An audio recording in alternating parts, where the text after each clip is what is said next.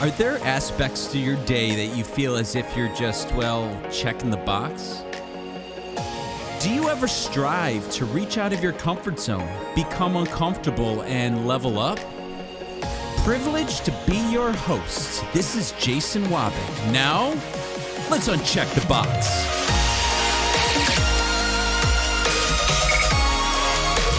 Another great day to everybody out there once again. My name is Jason Wabick, host of the Uncheck the Box podcast, where today we continue our journey to be the best versions of ourselves that we can be. Today, could be probably a 2-hour episode, and maybe we break it up into pieces. I don't know. I haven't decided yet. But, last week I caught myself, in the middle of the week feeling sluggish.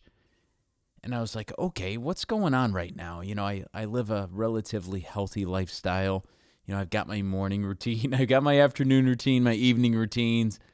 But I just caught myself feeling sluggish. And I'm like, man, just not like, I was kind of, bothered by it. I'm like, man, this shouldn't be happening to me. But of course it does. It happens to all of us.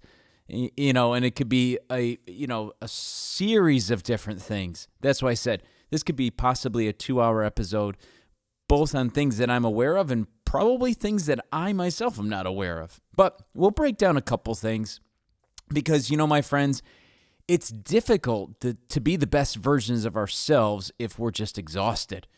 We can't be on point. We can't level up. We can't do the things that we've got to do if we're exhausted.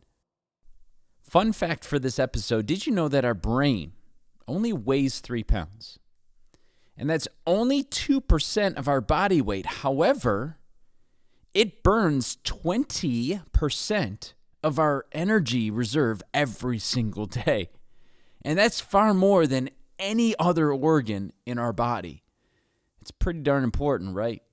That's why I've said multiple times that every single time we make a decision, it adds stress into our lives. And some days we're just flat out exhausted just based on our, more mental than physical. That mental exhaustion can sometimes pay a higher price than physical exhaustion.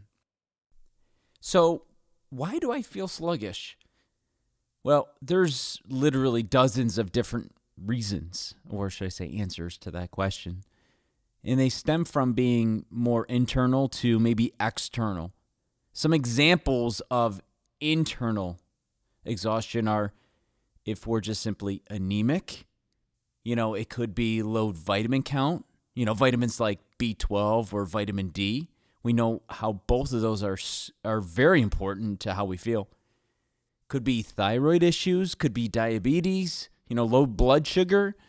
And as always, anything internal or things like that, it's always best if you feel that there might be a concern tied to something medical that you obviously seek the help of a medical trained professional to guide you in the right direction. But sometimes we feel sluggish because the reasons are external. Things like stress. It could be financial stress. It could be stress at work. It could be stress in a relationship. A lot of times those are the external factors that give us that sluggish feeling. It could be just a low mood. So again, just to give you a few examples, internal, external, those are some of the reasons why. We could either have an energized brain or a depleted brain. If we've got an energized brain, and we've all probably felt both, but an energized brain, we're focused.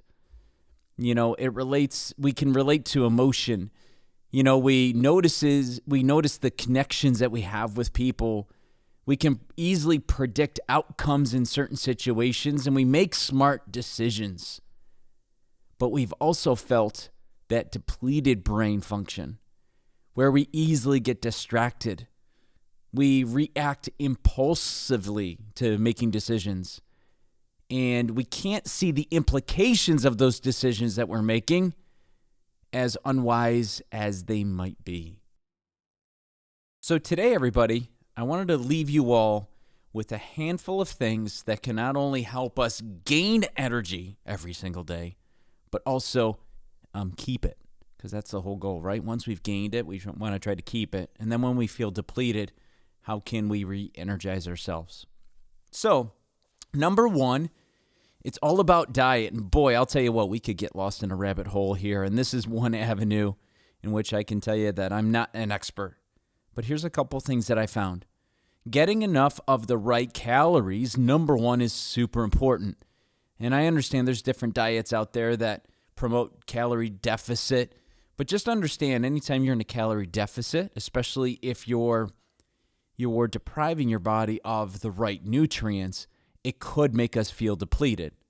So what are a couple foods that we can possibly intake every single day that'll help us? Well, let's look at a couple of them. Bananas are great. They might be as effective as energy drinks because they're high in potassium, they're high in vitamin B6, fiber, and just the right enough of carbs that we need to help give us that boost. So 1 to 3 a day, we might feel a little bit different. Things like lean proteins, chicken, turkey, fatty fish, those omegas that are super important. Quality protein and less saturated fat, right? So that's what those lean proteins do. They give us that quality of protein that we need, and it'll help us in the energy department. Things like nuts, a handful of almonds, cashews, walnuts. They're filled with protein, carbs, and healthy fats. And they're slow-release energy throughout our day. So for feeling a little bit low, maybe we munch on a couple of those for a quick pick-me-up. Eggs, high in protein, high in leucine and amino acids to promote energy. And then apples. We've heard, an apple a day keeps the doctor away. But they're filled with natural sugars and fiber, which together can give you a slow-release energy. So as I mentioned, those are just a couple foods. But my encouragement, take a look at your diet. Is it filled with processed foods? Is it filled with natural foods, right? There's a lot of credible resources online that'll help you pick the best diet for you. Number 2, water, okay? Water is super important. We release water when we breathe, when we go to the bathroom, and quite frankly, when we sweat. And the vast majority of people walking around every single day that we pass are walking around in a dehydrated state. Dehydration occurs when we don't replace the water that we're giving off doing those certain activities. Symptoms of dehydration include thirst, dizziness, headaches, but yes, you guessed it, my friends, fatigue. Very simple solution that I found that works really well for me, and I know it'll work really well for you. You take your body weight, okay, and you multiply it by 67%. So whatever that number is of your weight, multiply it by 0.67. Then add 12 for every half hour of exercise. That result of that equation will be how many ounces of water you should be drinking, because we are all different. We all require different levels of intake of water. So, for example, I weigh 153 pounds. We're going to multiply that by 0.67. That's 102.5 ounces of water. But I'm active in an exercise routine for at least a half hour every single day, half hour to 40 minutes. So I'm going to add 12 to that. So that's 15 ounces of water. In some days, if I'm going 45 minutes, maybe a little bit longer, it'll be a little bit more than that. So what I have found works really well for me is I found the right container, because I got very frustrated in filling smaller bottles multiple times, and I easily forgot which number I was on for that container. So I found a water bottle that actually held 64 ounces. So I know on most days I'm going to drink almost about 2 of those containers every single day. And I'm only filling it up once. So it makes it easier for me to follow how much water intake I'm bringing in and where I'm at in that process. Not only will it help us not feel sluggish, but having the proper amount of water will aid in digestion. It carries oxygen and nutrients to the cells that they so desperately need. It helps stabilize blood pressure and heartbeat, and it also helps regulate our body temperature. My friends, I know it's a struggle. Water doesn't taste great, but I promise you one thing. It does get better over time, and your body needs it. It will thank you for it, and you will feel 1,000 times better. Next, I'm not going to belabor this a great deal because we've talked about it multiple times, is sleep. I think it's a given, right? I think we all know that. It's the right quantity as well as the right quality. Let's free up those electronics at night.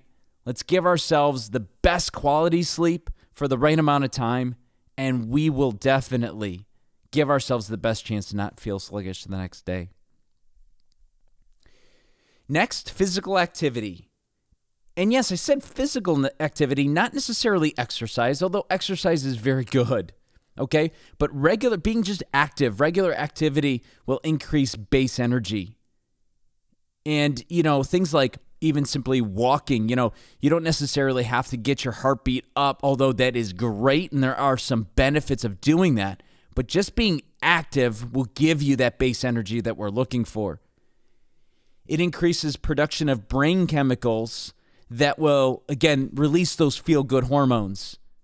And that's why routine exercise is always better, because getting that heart rate up will enter that process with the highest level of efficiency.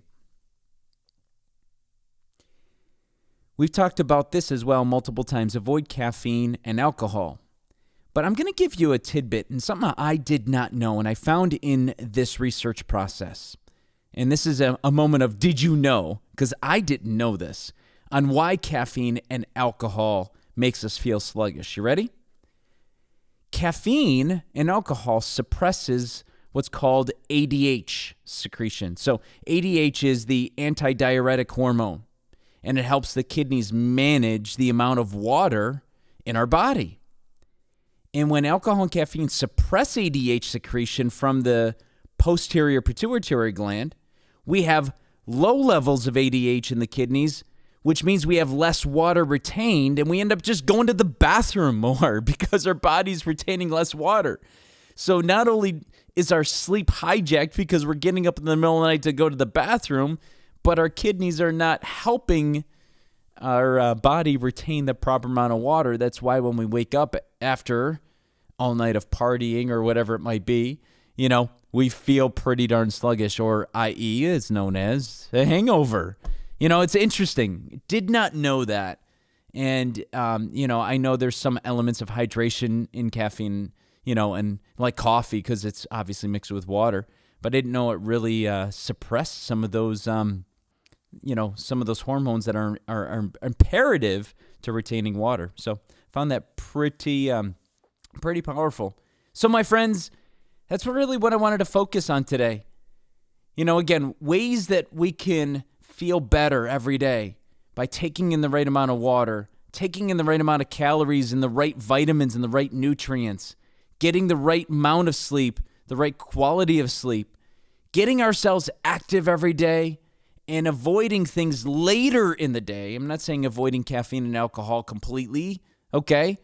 But later, towards the end of the day, when we're getting ready for sleep, some of those things can really help us feel great the next day. My friends, as I always say, I appreciate you joining me along this journey, this awesome journey of striving to be the best person that we can possibly be, right? And hope today helped. I know I learned a lot. I learn every single week when I prepare for these things. Like I said in episode 1, I'm doing this a lot for my personal growth as it is maybe helping somebody else. And again, I just always appreciate you joining me every single week. And until next time, everybody, I hope you have a great rest of your day, an even better week. And we will see you next time. Take care, everybody.